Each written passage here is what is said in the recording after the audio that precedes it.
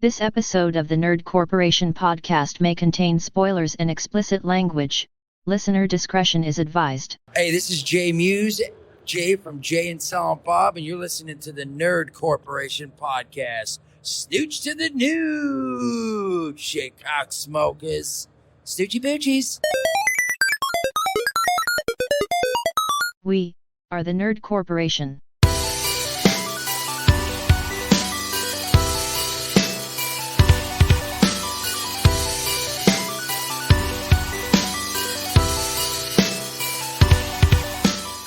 What up, everybody? It's podcast day. My name is Eddie Lyon, and my mama told me to turn my life around, and I told her, bitch, I keep spinning. Bitch, I've been spinning. I've been spinning, yeah. Addicted to the preem. I can't take this shit off. My mama said.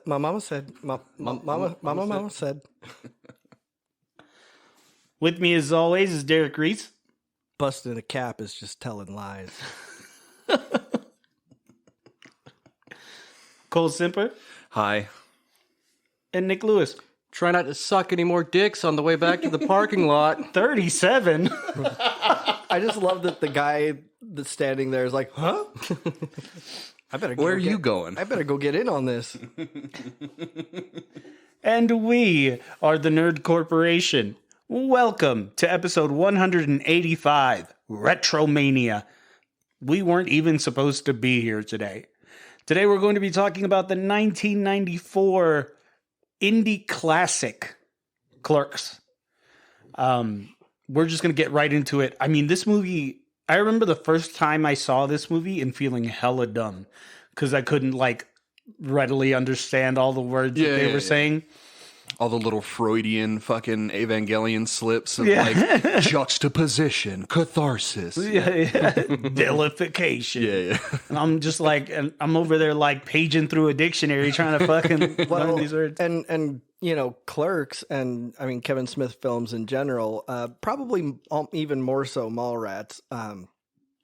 Those two movies were the movies that really created such an intense love of language for me and wanting to, really understand what this was and expand my vocabulary. Absolutely. And so on and so Same forth. here. No, absolutely same here. I started seeking more things like that, like your Dawson's Creeks. And, fucking Gilmore Girls. I used to watch Gilmore Girls for the banter. Hell yeah. And Dawson's Creek because they had such an extensive vocabulary as 15-year-olds, and I totally agree with you there. It really sparked a love of language for me because they put it so eloquently, and all the words were just so put together, and it was just damn, I want to talk like this, right. Well, and not only that, but also the way that people speak too. I was really kind of impressed. The main guy's name Randall. Well, the main guy is Dante. Dante, that's right. Yeah, the way that it's the scene when in the very beginning of the movie when he's laying down behind the counter and his girlfriend Veronica is sitting there and they're just talking, and I kind of was taken aback by how natural everything felt. And I don't know if it's just due to the writing or if it's the guy playing Dante, but it felt very real. The working class nature of this movie is very well represented, I think. Oh yeah. So the cool thing about it though, is because Dante worked in that store. Oh no Brian, shit. or Kevin Smith. Kevin Smith did it. Yeah, Kevin Smith. He worked in that store, and Okay. so they would work after hours, which is why the shutters are closed. That's so funny. They had to write in that the shutters were closed because they only had from about 12 to 4 every day to shoot. And that store and that video store still stand today. Yeah, That's and Kevin Smith actually had written the part of Dante for himself. Okay. He was originally supposed to Was be Dante. Randall. Randall. Because that's why Randall has all the best lines. That's right. Yeah, it was because Randall. Kevin Smith wrote it for himself. But speaking of, let's get into the cast. We have Brian O'Halloran as Dante, Jeff Anderson as Randall, Marilyn Gigliotti as Veronica, Lisa Spoonhour as Caitlin Bree, Jason Mewes and Kevin Smith as Jay and Silent Bob. Scott Mosier as he's credited as William the Idiot Man. Which one is he? He's like, hey man, that's great. Oh, the guy that That likes to be snowballed. He gets off by getting snowballed. Scott Schaffo as the Chuli's rep. The fucking snowball scene kills me, dude. I'm sorry. Yeah, But no, you're cool. also the gum scene. The was funny, Chuli's too. gum scene was fucking great. Yeah. Al Berkowitz is the old man. Walter Flanagan as like a few people. He is the egg guy. Yeah. Uh-huh. He is checking every single egg. Yeah, he's the guy that got offended at the jizz mopper term. Mm-hmm. Oh yeah, and then he like turns around the magazine and it's like a also- full spread out pussy. Yeah. He's also the guy, one of the main guys from Comic Book Men. He is. I don't know Yep. if any of you have ever watched that Yeah. show. Uh-huh. Great show. He is also the guy that asks for the cigarettes after that whole Chuli's gum incident. Yeah. And then just a bunch of characters. A lot of these characters, I think it was something like 47 of them that were in this movie were making their like movie debut. They did. Yeah, damn. That's crazy. like most of it's all a bunch of dudes who knew each other. Yeah. Like, Yeah. This movie has always been super near and dear to me. Like I remember feeling like I was part of cultured cinema.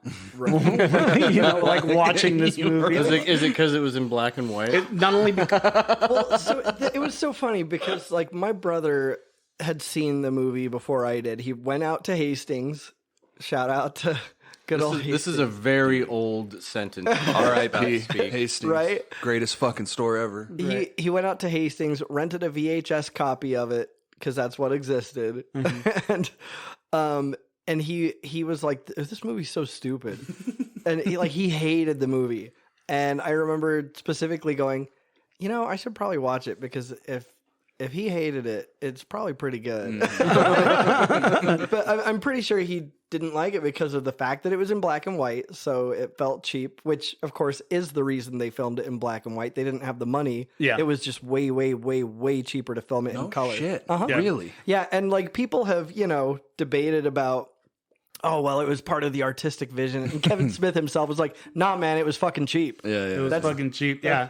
There's this cool fan theory that the reason that it's in black and white was to make it perceived like as the camera, the security camera. Oh, yeah. Yeah, watching. that too. I've I seen can that see one that. as well. Yeah, I can see that. I mean, except for when the camera is like right in their front faces, of them. yeah, Like, when or, he's- or outside. when he's Yeah, opening or the away, store. like at the funeral and et cetera. when he's like- opening the store and just standing there, and the camera's like right where the customer would stand. But yeah. Quick question, just get out of the way. Why was he in the closet in the beginning of the movie? No, just that was Just a rager? Yeah, Was it a rager? he must have gone out, because he wasn't supposed to be there today. yeah. So he must have gone out and yeah. Oh, partied. Okay, that makes sense. Yeah. But yeah, that, and then I think the language probably would have confused the shit out of my brothers. yeah. I think it was just too How much. old, for him. how old was he? Well, I was 14, so he would have been like 15. See, if I would have watched that movie at 15, I would have probably been like, "Why is this in black and white?" Yeah, see, I would yeah, have started yeah. complaining. Like, I had never seen. I hadn't seen that movie until I was about 20. So I was that sounds about when I saw it too. Yeah. Cole, this is your first time watching the Yeah, movie. first time watching. I bought it for $15 on iTunes. Oh, that's fucking good. Yeah, and I can't help but think about like the trajectory, right? Like like you're saying, this movie was so fucking poorly funded to the point where they Right. couldn't even film in color. But now like $15 gets you the rights to watch this movie. It was just crazy to me. I'm like, just the upward spike. I spoke a little bit about how I like the dialogue in the movie. It just feels real. It feels like people Organic. like people are like really doing this shit. They're not actors. I They're bet they're- a lot of that was exactly that. Like they were just like they were just talking to each other in front of a camera. It's a very immature movie. which Well, which Oh yeah. which makes me think that like yes, the black and white probably would have like deterred me when I was younger to watch it, but if I would have made it like 10 minutes into the movie, I would have been like, this Right. is one of the funniest fucking movies I've ever seen. Oh my god, Well, that and whole you know- first scene with Jay and Silent Bob. You know what's funny too, because I've consumed a lot of media about Kevin Smith since then.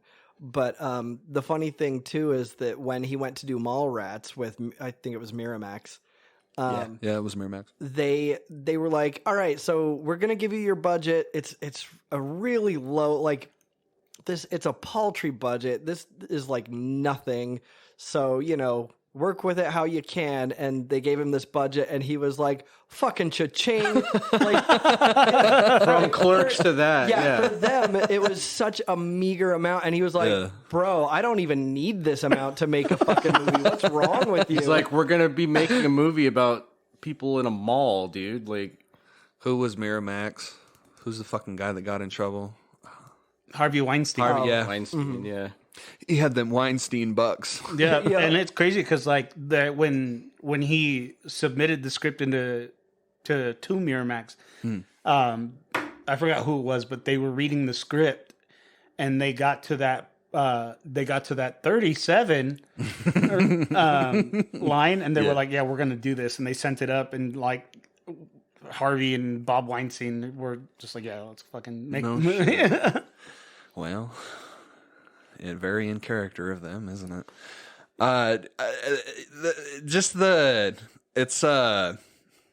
And when I say that it's not a very mature movie, you can tell that this is a lot of the dialogue around like men and women specifically. Like, Oh, yeah. the 37, like that whole scene, I thought it's hilarious. First of all, but it's just funny that we used to think like that, and some Yeah. people still do think like that. Yeah. Oh, absolutely. What did the what were the cigarette? I didn't watch this recently, but like I remember most of it. But the one thing I'm blanking on is what were the cigarettes called? Like nails or something like that? No, they would just ask for a pack of smokes. They didn't want to get hit with like royalty. Well, I thought shit. that they had their own name for him. Is what I was thinking. No, Maybe not yet. Maybe in like the sequels or something. I don't know. Yeah, but they don't like. It was just a pack of cigarettes. Every time I looked at it, it looked like it was Marlboro bronze, the ones in the bronze. I don't know what those are. 27. Those will be the lights. 27s, Those yeah. will be the lights. Yeah. But yeah. That's crazy. No, this movie is fun. What were some of your guys' like favorite parts of the movie? Hang on.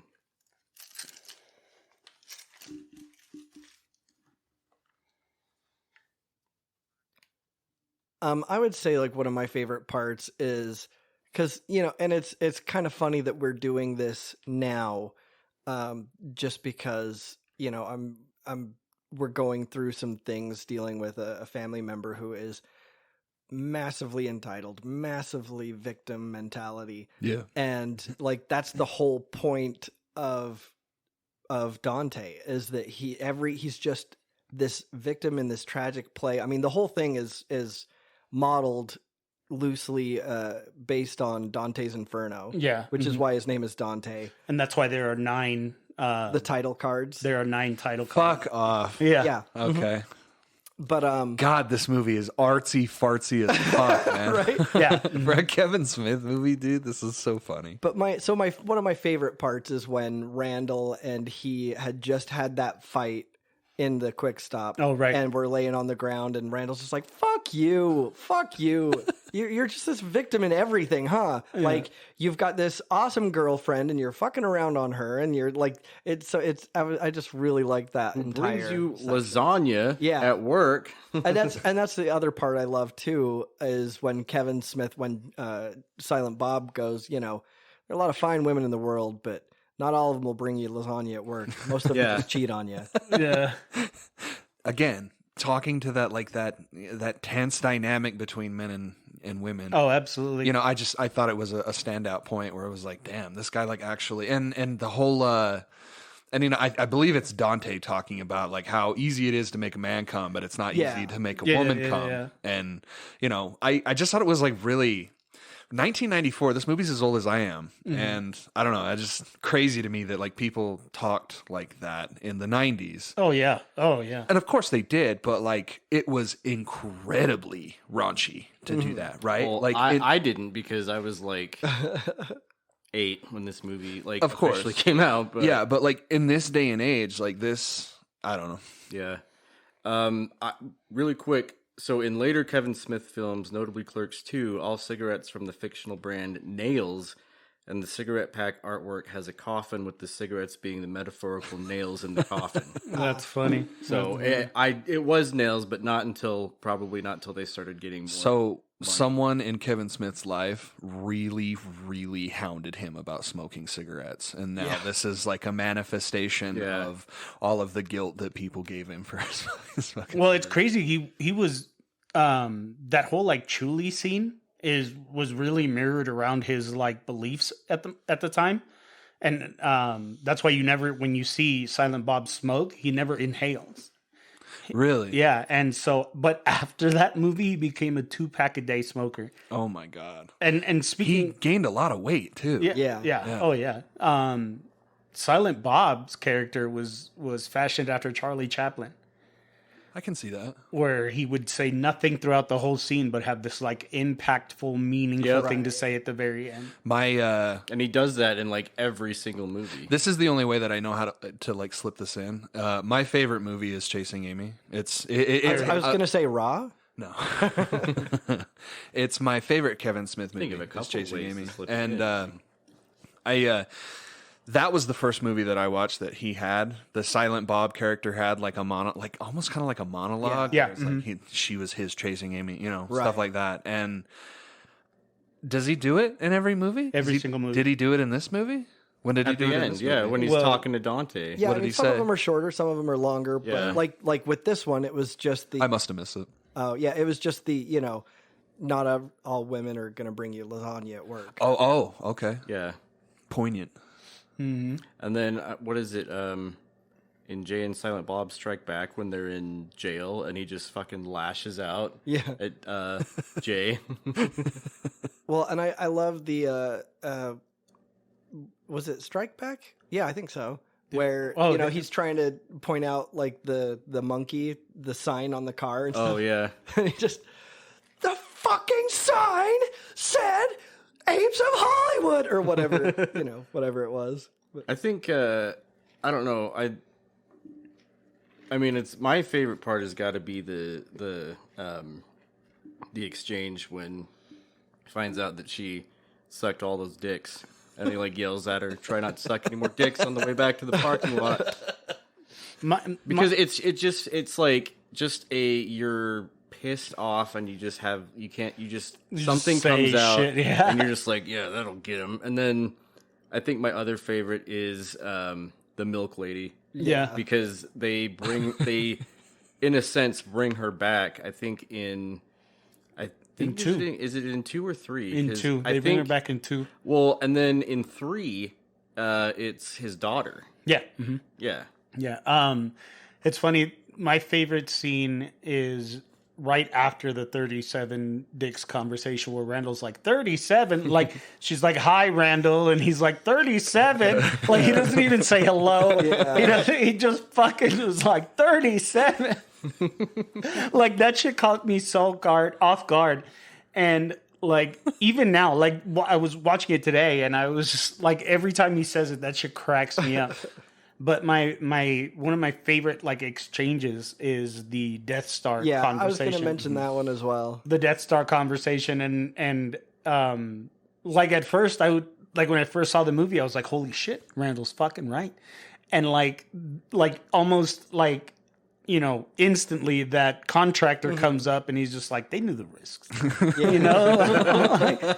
A roofer, deals with this, not with his wallet. Like he's kind of defeated, but he just throws out like, yeah, they knew what they were doing. Yeah.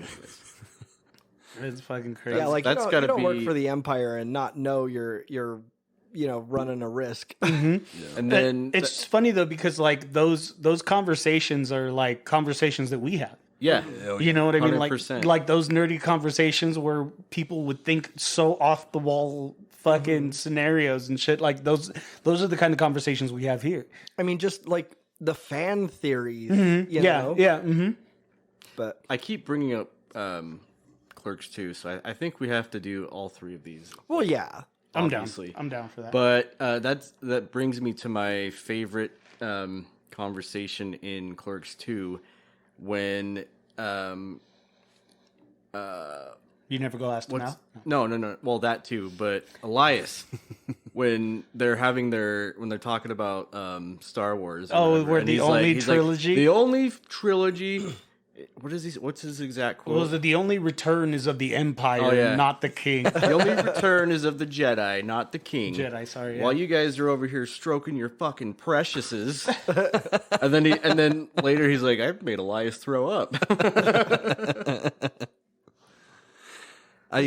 If I had to pick, it's anytime it's Jay and Silent Bob are on the screen. Yeah. Just such ridiculous characters, especially Jason Mewes. Yeah, I can't help but root for that guy. So I guess and it might not be an uncommon thing in this day and age, but my introduction to Kevin Smith was through his podcast, the Smodcast, which fucking rocks. I don't know if it is anymore. I haven't listened to it for a few years, and he would go off talking about Jason Mewes and how he had issues, right? Like he had a big issue with drugs, and to the point where like the dude was about to die and lose everything, right? And just the success story of him, because he got married. First of all, he got clean, and then he got married, and then he had a kid, and then he's just like the cutest little dad. Like that kid is his entire world, and you can tell. Right. And then catapult us back 30 years, and now he's talking the way that he's talking. You know what's crazy about Jason Mewes, as big of a character as he is in real life, because of course Jay is just Jason Mewes' real life persona, but he was so camera shy that he wouldn't do the dance scene that's under the streetlight. Mm-hmm. He was way too nervous to do it. So Kevin Smith had the entire crew go into the store so that no one was around when he did his kept the dance. camera running and everything. I can tell that, because when you watch him dance, he's like so unconfident in what he's doing. Yeah, and he got over that shit eventually, But, it was just that was shit he would. And Kevin was like, "You do that all the fucking time." Yeah, he's like, "Yeah, but not with people and look at him now. Now he's the clique commander, right?" Right. Big shout out to him for doing the intro spot for this episode, by the way. By the way, you're welcome. By the way, thanks for that, Nick. The woman in the movie who played the milkmaid, Kevin Smith's mom. Yep. No shit. Yep. I looked at Angela when that scene happened, because she does that when we go to like get muffins and stuff. She's like the most annoying person. She's like going like 4 stacks deep trying to find muffins that were made today. You should just turn your phone on recorder and then slowly back away. Turn it to black and white. Just use the milkmaid sound. I also loved the dude dying in the bathroom. Yeah, please explain this to me. So Caitlin just got it on with the dead guy? Yeah, fuck the dead dude. It was the old man, and he was looking for the porn, and so he died with a boner on. Yeah. Oh my god. Okay, that explains the boner. Yep. Fucking, he was just like, what are those over there? Give me one of the good ones. And it was really funny because Misty and I were watching this, and she had never seen it before.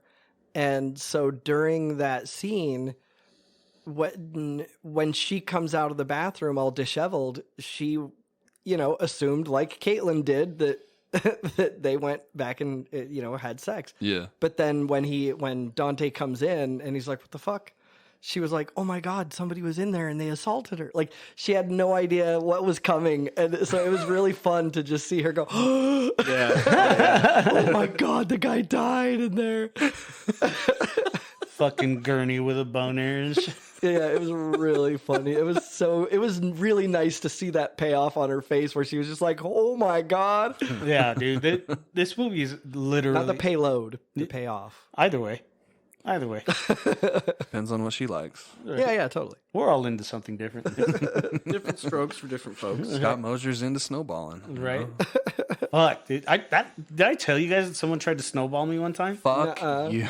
No, dude. I was 19. I was No. I was 19, and I was dating my uncle's ex, and So it sounds like you kind of deserve it. well, Sounds like you had it coming.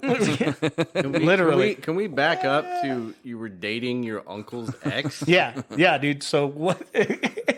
One time she calls and she So like you were dating your aunt, essentially. no, but like, I guess in a sense, right? Like, but So I just stepped in cat vomit. oh, gross. And like that shit squished between my toes. Oh.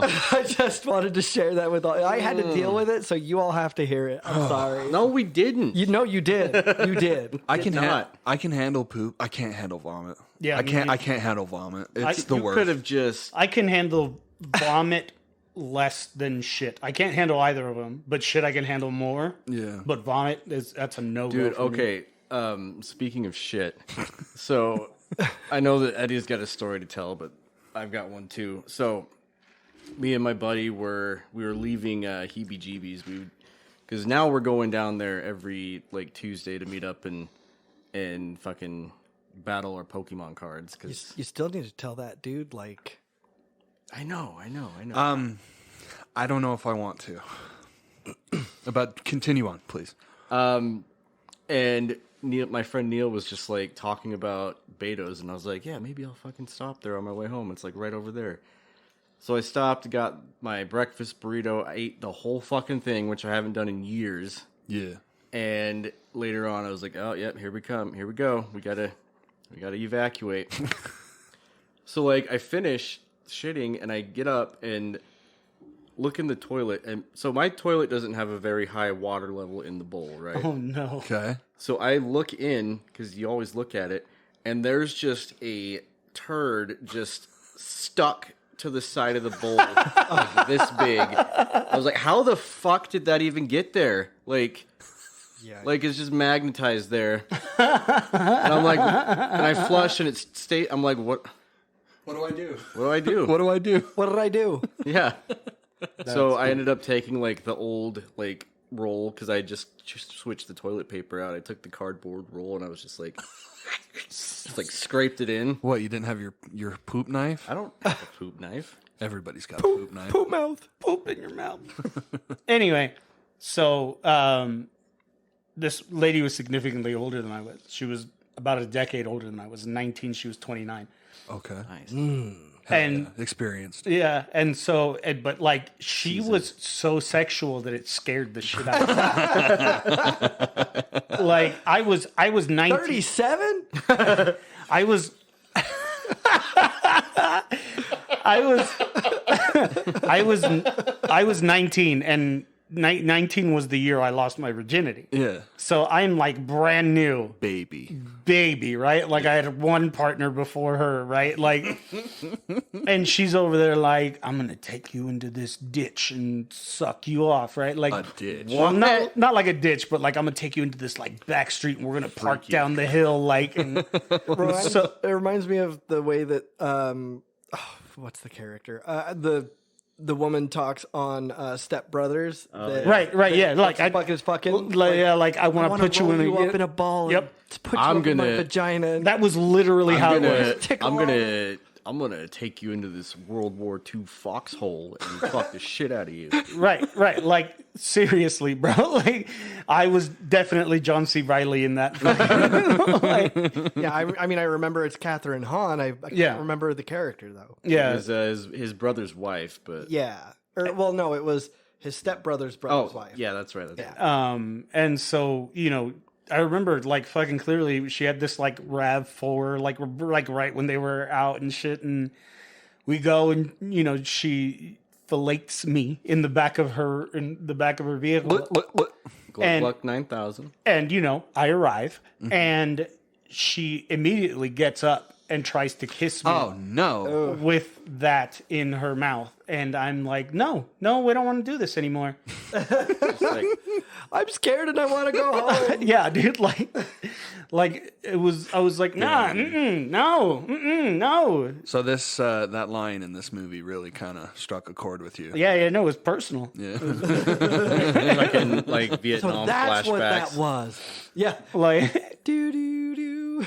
yeah, no, and it Got made. helicopters flying in his Ding, ding. memory. And the only reason why I said it was my uncle's ex was because it makes me wonder what the fuck my uncle was doing. Right? Like that. It was, but anyway, yeah. Big tangent aside. This is a teeny part, but like, do you remember how when we did the Turtles episode, I had mentioned that I like doing really random lines from movies and see Yeah. if anybody gets it. Mm-hmm. There's a line from this one that I also do that with, and it's the one where Randall is sitting there with the chip and moving it around in the sauce. Oh, and he goes, doing Jaws? Salsa shark. Yeah. Like I say that shit. I used to say that shit all the time, and no one ever understood like where I was getting that from. Yeah. Like, Yeah, no. One of Kevin Smith's Love favorite movies is Jaws, and Okay. that was That like makes his sense, little. yeah. That was like his little homage to it. Like salsa shark, and people are just like, yeah, sure. all right, cool. Okay. You know what? I have a better answer for my favorite part of the movie. Go on. Because I do have this part it made me fucking howl. I was laughing so fucking hard. It was when a lady and her child walks into the video store, and I can't remember the context because I was getting my hair cut. At Oh the yeah, Happy Scrappy Pup. Scrappy pup, yeah. and he just starts listing off all these fucking pornos, and I loved every minute of it. See, It's I very love funny. it. That's the another favorite part. God, there are too many to just list even 5. Howling, bro. But I was fucking screaming. I absolutely love the part where the woman is holding up the 2 movies. Have you heard anything about these? And he's like, yeah, I don't know. I just work here. I don't know. And Yeah. then she turns around and goes, and what about these 2? And he's like, oh, those suck. He's like, these are the same too. And he's like, I don't appreciate your ruse. I don't appreciate It must feel good to feel to be right. That is such a fucking funny and well thought out scene. Just that line is great too. Like, I don't appreciate your like Randall's just such a piece of shit and revels in it, and it's just great that he uses that to call out everybody else on their bullshit, because he's unashamedly him, but everyone else is trying to have this higher road, this higher morality, and then he just at every turn undercuts that, and it's beautiful. I mean, he idolizes fucking Jason Mewes, right? Like, he's like, look at this guy. He's like, no ifs, ands, or buts about it. He knows exactly what he's doing, and he doesn't care about it, right? Like, he's a drug seller. He's a drug dealer, and he is totally fine with that. Yeah. No, it's this movie is so fucking special, like in so many ways. I'll list only one more. The Berserker scene. Oh, Berserker. would you like to making fuck Berserker? Would you like to suck my cock, Berserker? Which is funny because to me that accent is way more German than it is Russian. Yeah. It is. Yeah. Oh yeah. Like Austrian. Yeah. But yeah, that was so fucking funny. Before we get further into the topic, if you're listening on YouTube, please don't forget to like, comment, share, subscribe, hit the little bell notification. We'd love to get to as many nerdy ears as possible, and that's how you do it. Even if you're not on YouTube, just go to YouTube, give us a little like and comment and all that shit. We would really appreciate that. We have merch, redbubble.com/nerdcourt podcast. Get some of our awesome sayings, logos, and things of that sort on a bevy of items, A plethora. a myriad. A smorgasbord. Would you say I have a plethora? If you love us, want to support what we do, consider supporting us on Patreon, patreon.com/nerdcourt podcast. Several tiers of loot to have access to, from stickers and shirts to extra content and bonus episodes. If you can't make a monthly contribution, consider supporting us on PayPal, paypal.me/nerdcorp podcast. We want to have the best loot, give you the best giveaways, and give you the best nerdy experience, and that's the best way to do it. We can get into a little bit of trivia, though. But yeah, sorry, I also just recently rewatched Three Amigos. I figured. I saw you move up, and I was like, "Oh, he's got another one in the chamber." So I'm looking at these. Me too. On IMDb. Big shout out to IMDb. So Jason Reitman got Juno, Ghostbusters Afterlife. Okay. Which was such a banger. Ivan Reitman, who is his father that did the original Ghostbusters movie. Okay. Yeah. Okay. He said that this was the movie that inspired his desire to be a filmmaker. What the fuck? Right? Yeah. What up is that? Sorry, Dad. It's got nothing to do with you. Yeah, no, and Kevin Smith like called him out on it. He goes, "You're the son of Ivan Reitman." He's like, "You grew up on the sets of Ghostbusters and Stripes. It took me to let you know that you can be a director." We talked earlier about budget, and this really tells you what a make or break passion project this was for Kevin Smith. He sold a large part of his own comic book collection to fund the film. So by selling off his comic book collection, he was able to raise about $24,000. And then, it doesn't really break it down. So it says that he was able to raise $27,000 total by selling his comic book collection, borrowing $3,000 from his parents, and maxing out his credit cards. So, I would say probably, a good third or maybe even up to half of that was selling his comic book collection, which it did say like he's been able to buy a fair amount of that back. Yeah. Oh yeah. I'm sure there's probably a piece or two that people have just been like, I don't care how much you give me, I'm not selling this back. But he's been able to get a fair portion of it back.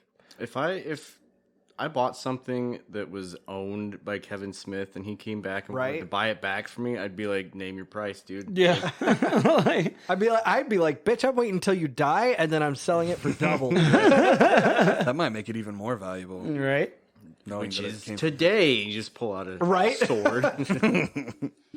You're not just gonna not get it signed by Randy Jackson. I saw Randy Jackson, and this is all I had on me. You're not just gonna not get Randy Jackson's autograph. We talked about how Clerks was based on Dante's Inferno, but it was actually loosely based on the Divine Comedy by Dante Alighieri. That's why Brian O'Halloran's name is in the movie is Dante. Okay. Yeah. Okay. But the 9 breaks in the movie do represent the 9 rings of hell. Of hell. Yeah. Okay. Here's a little bit of crazy IMDb trivia for it. Do you know that my mom is on IMDb? What? Really? Yeah. There was a mini documentary that was made about like the elementary school she went to, and then that I later went to, Hillcrest, and it was like a 50 years later type of thing, and like the guy whoever made it like has it on IMDb, and then like you can go through and like my mom and grandma and uncle are all in it, and I'm just that's like, cool. You guys are on IMDb? That's pretty cool. Man. A funny bit of trivia: the offended customer in the jizz mopper scene is buying paper towels and glass cleaner. Seems we're mopping some jizz of our own. Right? Kevin Smith has said on speaking tours that the reason he cast himself in the movie was that if the movie failed and he was in near permanent debt for the rest of his life, he could at least point at his face in the movie as proof that he did it. Okay. Yeah. Now, we mentioned the Happy Scrappy Pup scene earlier. Yeah. Just, to assuage anyone's fears, Randall and the Scrappy Happy Hero Pup lady are not in the same room during Yeah, that he scene. refused. Yeah, right? he refused to do that in front of her and the child. So, yeah. But it was later read to them off screen For their reaction. for their reaction, So, yeah. I mean, that's kind of... funny, but Yeah, it kind of defeated the purpose of what he was trying to do, but whatever, yeah. I mean, you could have probably gotten the same fucking reaction whether he did it in front of him or not. Yeah. Right. Like, Right. That's why it's a close up of his face Yeah. because they weren't in the room. The scene where Dante confronts Caitlin about her engagement to the Asian design major in the video store is done in one shot, which lasts for over 5 minutes, and it was shot on the first night of filming. See, it just goes to show, like, again, what we were saying about, like, just the dialogue and how everything is just so effortlessly genuine. Yeah, everything just feels organic. The Clerks logo is made out of letters cut from various magazines and food items. The C is from Cosmopolitan magazine, the L is from Life, the E is from Rolling Stone, the R is from Ruffles potato chips, the K is from Clark Bar, and the S is from a Goober's box. I'm gonna use these goobers. These goobers. I'll take these goobers. As a matter of fact, I'll take 2 goobers. I'll take 3 goobers. they got goobers here? Shout out Sam Hyde. Here's just a random one, less about specifically the movie, but more about, something that they mention as well as something that I'm sure most people have wondered. The reason that prices end in, 95 cents or 99 cents is so that cashiers would always have to open the register to give change, thus recording a sale and preventing them from pocketing the bills. Oh, that's crazy. Interesting. I didn't know that. Yeah. This is the first film in Kevin Smith's intricately interconnected View Askew universe series. Yeah. That was a mouthful. Yeah, intricately interconnected View Askew universe series. There it is. The others being, of course, the Mallrats, Chasing Amy, Dogma, Jay and Silent Bob Strike Back, Clerks 2, and Jay and Silent Bob Reboot, of course, not counting Clerks 3. These movies are all linked by characters, themes, and events, and each contain numerous references to the others. Fucking Dogma, dude. Dogma's amazing. That's I still one haven't of the seen best. Dogma. That's one of the best. I mean, Mallrats forever will be my favorite. I mean, that was the one, because, in fact, I believe I actually saw Mallrats first, and then subsequently was like, that's when I was like, well, maybe my brother was wrong and Clerks is good. And so then I went and watched Clerks. But, I mean, so Mallrats will always be my introduction to Kevin Smith. Mine was Dogma. Yeah. Mine was Dogma, and that's why I love it so much. I think mine might have been. I can't remember if no, mine I think was Clerks, and then because I remember back when they were getting ready to release Clerks 2. This was back in the MySpace days, so they had their MySpace page, and right. if you did something on their page, then they would include your name in the ending credits, and so the movie ends, credits roll, and then there's this huge special thanks section, and you kind of have to be watching. You can see your name in there. But yeah, Clerks 2 is probably one of my favorite Kevin Smith movies. The days of old internet engagement, man. Right. The word fuck and its derivatives are said 91 times throughout the film, mostly between Dante and Jay. Right. Fuck yeah. So apparently Willem Black, the sort of sullen, idiot man, child, whatever. He was supposed to be a collegiate type, like a college boy, like a frat boy. But the original actor for the role changed his mind and opted out. So Scott Mosier was then cast in the role, but since he didn't look like that type of person, they reworked the character into an idiot man-child. That's fucking crazy. That's beautiful, you look a lot more like an idiot man-child. That just takes me back to when we would fucking play Pokemon Go on Water Street. Yeah. Listen to Smodcast. Oh, yeah, they do Scan BC. Little did we know those were the good times. Scan BC, man. Scan BC. So good. Dude, Scan BC was the funniest shit. They would read off. Do you know what we're talking about? So they would read off it was a Twitter page, right? They would Twitter page for the British Columbian Mounties or whatever. like the police or whatever. They would tweet out like current situations, like man fighting with woman with knife, like Holy shit. and they would read them out like on the podcast, and I can't remember any of them, but There was a God, they were so funny. Naked man with sword arrested at the mall. weird Florida man shit that's happening in Vancouver, British Columbia. Yeah, the Canadian slander was where I went to Smodcast. It was very funny. Scott Mosier is Canadian. Yeah, isn't I think so. Isn't Kevin Smith Canadian? No. No, okay. So it's just Scott then. Yeah, they Joyzy through and through. By the way, since I had just mentioned the 99 cents, 95 cents thing, apparently, and I didn't know this until looking at it just now on the IMDb trivia stuff, but when Dante is saying like how weird it is that the prices are that all end like that, there are no items in the shot that end in 95 or in the number 9. Yeah, That's like crazy. they're all $1.95, $1.65, $2.08, $1.68, and 5 cents. That's crazy. Like there's not a single thing in the shot that ends in dot whatever 9. One of the things also that I saw that probably would have killed the View Askew universe was that one of the early scripts penned by Kevin Smith involved Dante being shot in the chest by a robber at the end of the film. Jesus Christ. After Randall leaves the store. This scene, devised simply because Smith didn't know how to end the movie, was actually filmed but was cut from the released version. It was later included in the 10th anniversary DVD. No Well, shit. yeah, and there's actually another part of this where they said that Miramax, I mean, apparently Miramax is notorious, and I don't know specific examples, but is notorious for making changes to people's movies without telling them. Of course, yeah. But they didn't do that here. They refused. They weren't going to make any changes to his movie, but apparently were very relieved when he changed the ending. So yeah, they were going to let it roll, but fortunately Kevin Smith, came up with a different ending and everything. But He's such a funny dude, Kevin Smith. I had to unfollow and so him. genuine. He is genuine. I had to unfollow him on social media just because he was kind of bugging me. He became rather famous for like every Marvel movie that came out, or like a new Star Wars movie.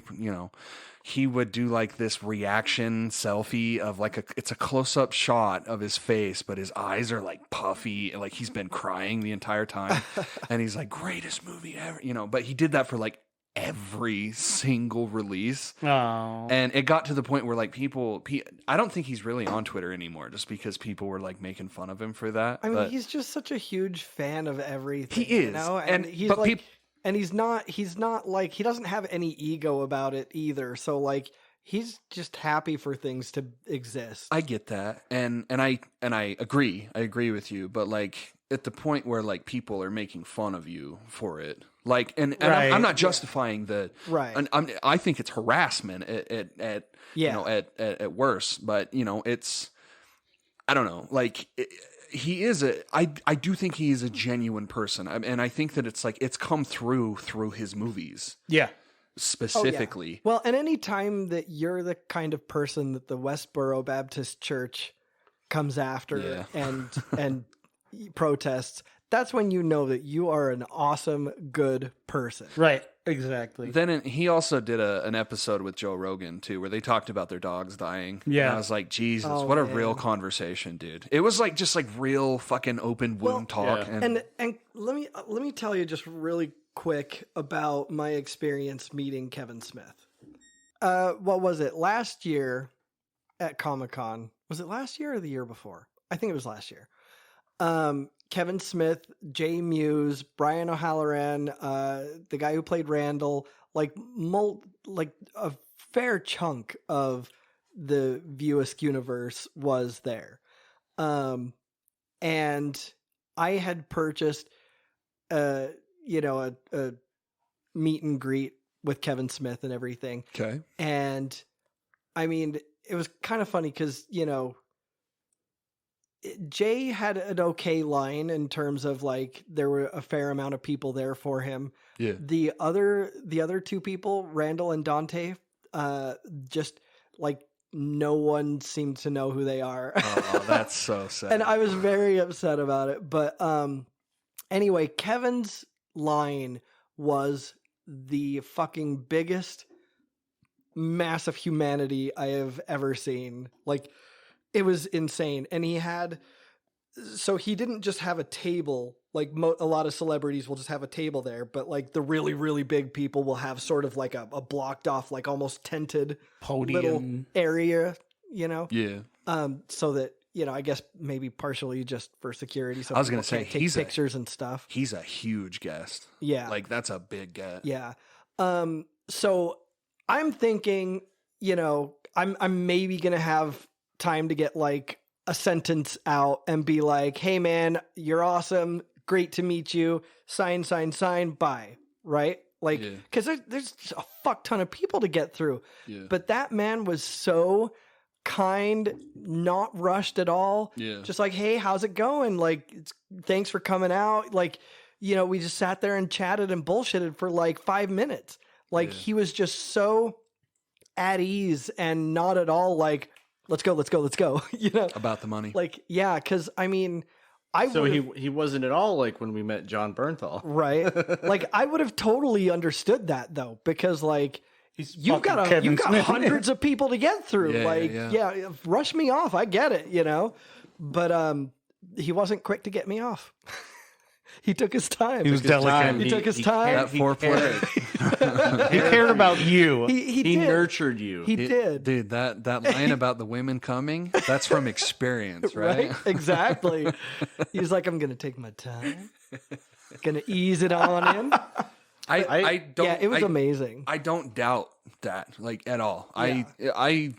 He's a genuine person. Absolutely. It's so refreshing when you go, you're all nervous to meet somebody at Comic-Con, like you're standing in line. Yeah, I fucking said it. Come for me, bitch. Comic-Con. Salt Lake Comic-Con. Yeah, exactly. Fuck you, San Diego. I've always said that. Fuck you, Sandy. Fuck you, San Diego. Fuck you.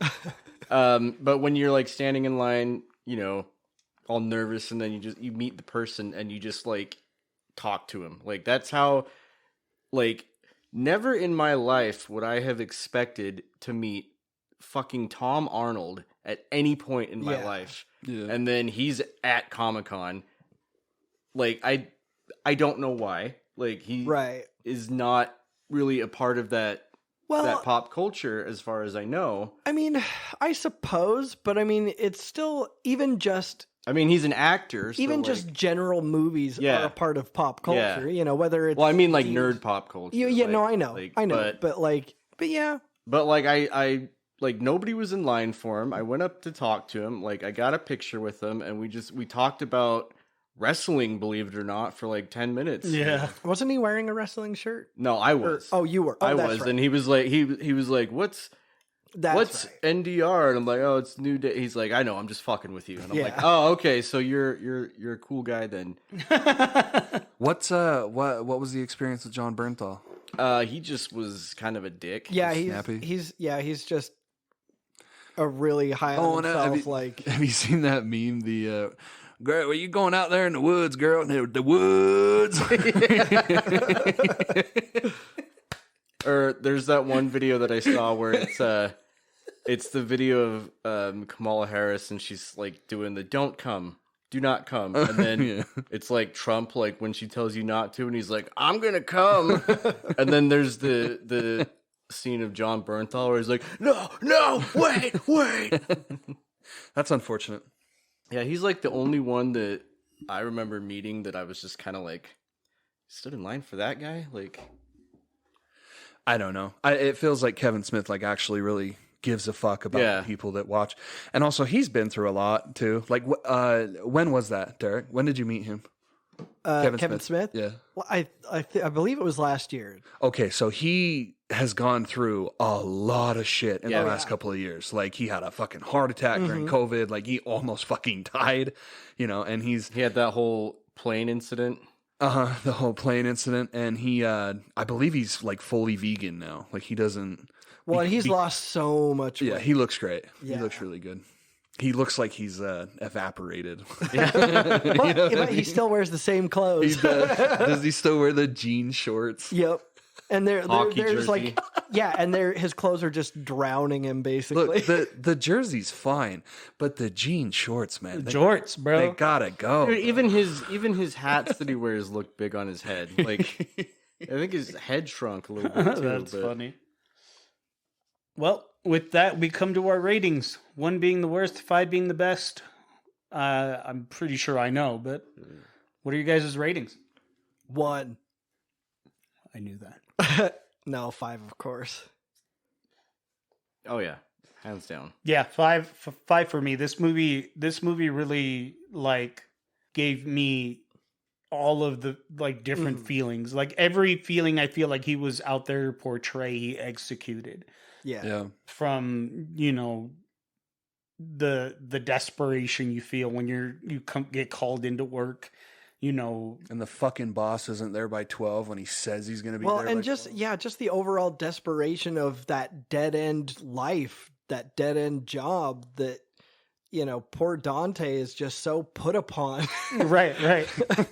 And then just the idea of like, fuck you, man, get yourself out of it. Yeah. Like, wake the fuck up. Yeah, like fucking do the thing. Take control of your life, man. Yeah, like that's one of the things that I loved about this movie is that every single person in this movie, minus a few, were always telling Dante like, "Hey, man, you're just suppressing this fucking thing that's yours to control." Yeah. You know, like even that dude that was like, "Hey, man, if you're gonna be insubordinate, just go the whole fucking nine. Stop fucking repressing these feelings and fucking do all."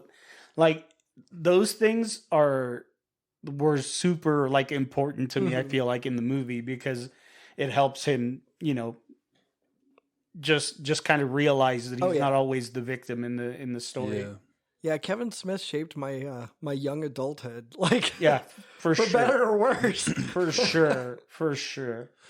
So I'm struggling because I feel like a movie like this kind of defies a rating like this because like I'm trying to look at it through like a any kind of critical lens because I don't have any kind of memories with this movie at all, like, you know, fresh eyes and all that.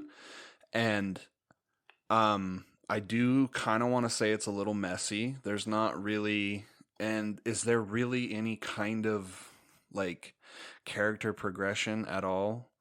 Like besides the little bit at end, and I'm not saying that this is really any bad things at all. I'm just saying like through like a critical lens, like if someone wanted to be a dick and be like, okay, well this is bad and this is bad or this could have been done better, and I'm not that guy, but I'm trying to say like if you were to ask me, it's like a 4.5, just because I feel like I don't have that attachment to it, Right. but also at the same time, like I don't think it's really going for like anything like that. It's not going for awards. It's not going for It's again that moment when he's like laying down behind the counter and he's sitting there with Veronica and they're talking about, you know, 37 dick sucked and everything, and it's just like that dialogue. It felt very comforting. Like there's a comforting feeling that I get when I watch certain movies like Star Wars, like A New Hope specifically. Like it's just like a comforting movie. Like it's just like a really comforting feeling. Right. Yeah. Did you know, by the way, that Clerks was added to the National Film Registry by the Library of Congress? See, and I think it does that on in spite of what it was trying to do, right? Because like it was trying to do this artsy fartsy shit, but also at the same time it has like 37 different descriptions of pornos in 37. there. You know what I mean? Like to use that number again. I think the point of the movie though, in terms of like you weren't supposed to have character growth until the end. It was supposed to be the same thing day in and day out to mimic the day in and day out of working in a gas station. Like that was the whole fucking point. Well, even So to expect character growth throughout the movie, I think is a little silly because that's directly flying in the face of the point of the fucking movie. Yeah. You know, I wouldn't even say that they grow as characters until like at least like the second or third Clerks movie. right. Yeah, and that definitely makes sense. And I haven't really seen Clerks 2. I saw the Clerks, it's in Clerks 2 when they go into like some kind of like cow themed restaurant, and they have like movie. No, Yeah. that's Strike Back. Jay and Silent Bob Strike Back. Is it? Is where that first shows up, isn't it? Well, it's where it first shows up. Yeah. But the second movie is at Movies. yeah. But they have movies, and they have a kiosk there with a Nintendo 64 controller. Yeah. Yeah, I don't know why. Moviepoopshoot.com from Strike Back. So, and I'm not nearly smart enough to explain this, but like I feel like if I was to give it a rating, it would kind of like Jesus Christ. Misrepresent? Mischaracterization. Help me out here, Professor. I'm fucking drowning. Mischaracterized. Steam Virgin. That. I saw that name come up. Yeah. I was watching Step Brothers. I was going to bed. And it's right when he's playing Guitar Hero in his room. She's the mom. And it says... and Angela's asleep next to me, and I just start giggling. I'm like, what a stupid fucking name, dude. That is so funny. Steenburgen. Yeah, I mean 4.55. I don't know. I don't really know if I hope that my opinion didn't really change anything. So we're in agreement. 5s and a 4.5. Yeah, I mean 5 for the sake of continuity, But I did kind of want to say that just because like I loved it, but I don't have like any kind of. I need to watch it like 4 or 5 more times before I'm like, hey, it's pretty perfect. You know what I mean? Yeah, no, I totally get that, and that's the thing. If you haven't watched this movie, please go watch it. It is something very near and dear to our hearts. If you haven't watched it, please go ahead. If you have, I hope you enjoyed this trip down memory lane. As always, you can follow us on social media. On Facebook at the Nerd Corporation, a podcast. On Twitter and Instagram at Nerdcore Podcast. Or you can shoot us an email at nerdcorppodcast@gmail.com. And if you haven't already, please subscribe to our YouTube channel. Just search the Nerd Corporation and look out for our green Nerd Corp logo. If you love us and want to support what we do, consider supporting us on Patreon, patreon.com/NerdCorpPodcast.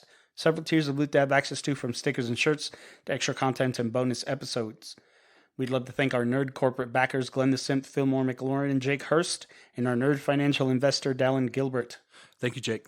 Thank you, Dallin. Thank you, Fillmore. Bort. If you can't make a monthly contribution, consider supporting us on PayPal, paypal.me/NerdCorpPodcast. We want to have the best loot, give you the best giveaways, and give you the best nerdy experience, and that's the best way to do that. So, from all of us here at the Nerd Corporation, we thank you. We love you. Keep it nerdy, y'all. Arrivederci. Peace.